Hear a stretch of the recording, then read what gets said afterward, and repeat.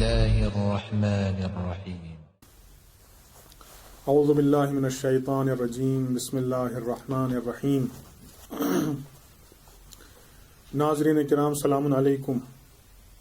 ماہ محرم کے استقبال کے طور پر یہ تقریریں منعقد ہو رہی ہیں.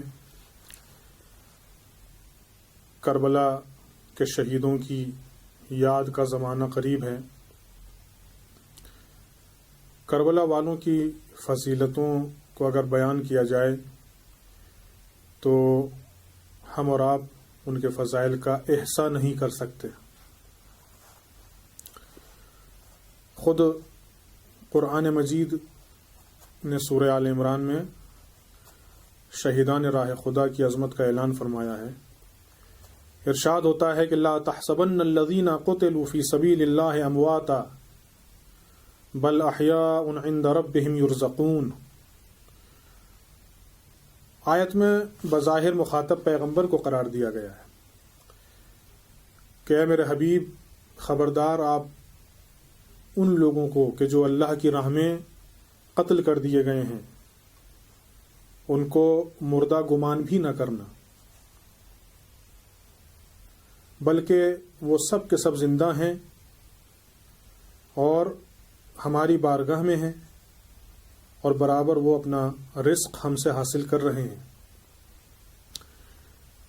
بظاہر مخاطب پیغمبر ہیں، لیکن ظاہر سی بات ہے کہ پیغمبر کو مخاطب کرنے کا مطلب قرآن مجید میں بہت سی جگہ پر یہ نہیں ہے کہ مراد بھی پیغمبر ہیں. بظاہر مخاطب کلام پروردگار میں پیغمبر ہیں، لیکن مراد پیغمبر نہیں ہے بلکہ امت پیغمبر ہے. چنانچہ اس کے علاوہ بھی مثالیں قرآن مجید میں بہت سی پائی جاتی ہیں کہ جہاں اللہ نے اپنے نبی کو مخاطب کر کے اہم بات کہی. مثلا ارشاد ہوا لئن اشرکت لیحبطن عملک. اے پیغمبر اگر آپ مشرک ہو جائیں تو آپ کے سارے اعمال ضائع ہو جائیں گے. تو ظاہر ہے کہ اس میں مخاطب پیغمبر ہیں، لیکن ظاہر ہے کہ پیغمبر کے بارے میں تصور نہیں کیا جا سکتا کہ نعوذ باللہ وہ کسی دن مشرک ہو جائیں. نہیں، پیغمبر اسلام سے اللہ نے رسالت اور نبوت کا جو عہد لیا ہے عالم انوار میں یا عالم ذر میں، تو اسی وقت یہ واضح ہو گیا کہ اللہ کا یہ نبی یا اللہ کا کوئی سا بھی نبی زندگی کے کسی لمحے میں بھی شرک کا راستہ نہیں اپنا سکتا، شرک کے راستے میں نہیں جا سکتا. اور اس کے بعد زیور عصمت سے اللہ نے آراستہ کیا انبیاء علیہ السلام کو. ظاہر ہے کہ جس مکتب فکر کے نزدیک انبیاء علیہ السلام کا معصوم ہونا ثابت ہے اور معصوم ہونا ضروری بھی ہے، تو اس مکتب فکر کے یہاں اس قسم کی آیتیں جو قرآن میں پائی جاتی ہیں کہ جن میں بظاہر اور ابتدائی نگاہ میں اگر دیکھا جائے تو انبیاء کی کچھ غلطیوں کا تذکرہ ہے جو صرف اور صرف انسان کی ظاہری نگاہوں میں ہے.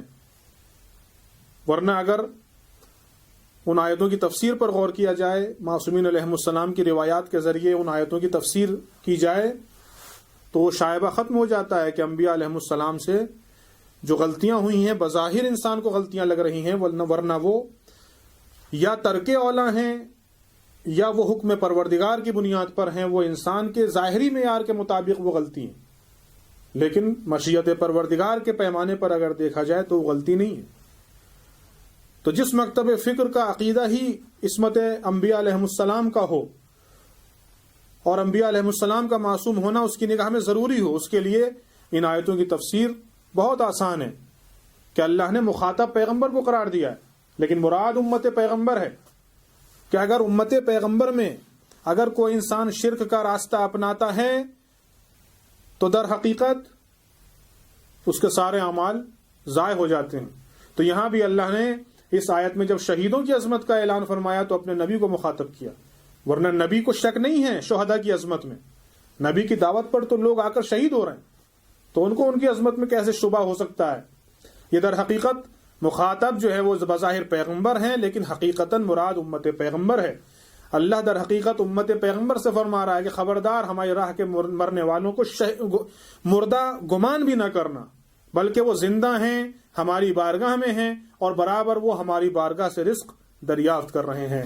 والسلام علیکم ورحمۃ اللہ وبرکاتہ۔